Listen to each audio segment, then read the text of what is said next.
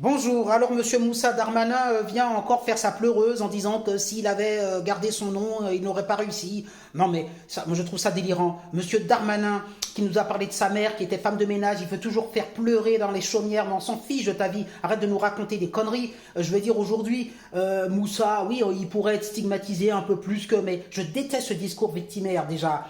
Quel que soit ton prénom, tu te mets à travailler. Et la France aujourd'hui, alors qui a tendance dans le mouvement woke en plus, qui reconnaît toutes les minorités racisées et compagnie, j'ai envie de dire que c'est presque un atout aujourd'hui en France de s'appeler Moussa parce qu'on va te mettre en avant en disant comme t'es Moussa et qu'on a à se faire pardonner d'un passé colonialiste et compagnie, on va te mettre en avant. Donc déjà aujourd'hui, je ne sais même pas si ce discours est encore vrai. Et quand bien même il serait vrai, je l'ai déjà entendu de la part de beaucoup d'Africains qui me disent « Mais moi, avec mon nom, je ne suis pas... » J'ai envie de te dire, quel est ton diplôme? As-tu travaillé? Montre-moi quand tu parles que tu es intelligent. Déjà, quand tu parles, on sent que voilà, tu ne maîtrises pas le français, que tu ne maîtrises pas l'histoire, que tu ne maîtrises rien. Voilà ce que j'ai envie de dire. Aujourd'hui, quand tu es un gars intelligent, je prends par exemple le fameux Tanguy David, dont on me traite systématiquement, le gars à 18-19 ans, il en a dans la tête, il parle, tout de suite tu as compris quand même que c'est un gars de haut niveau et qu'il ira très loin.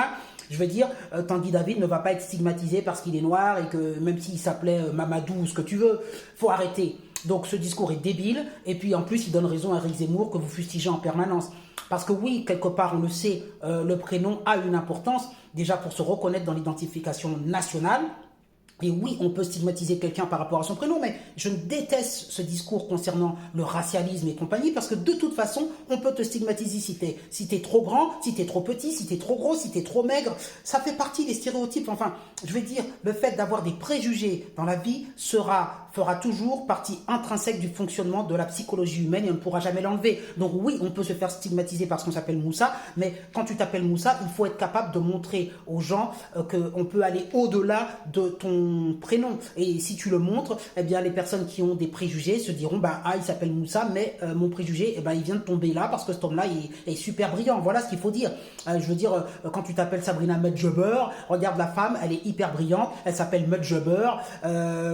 Sonia Mabrouk, enfin toutes ces personnes-là qui sont sur CNews, Rachida Dati, tout ça, qui a réussi, même si elle a les dents qui rayent le parquet et tout ça.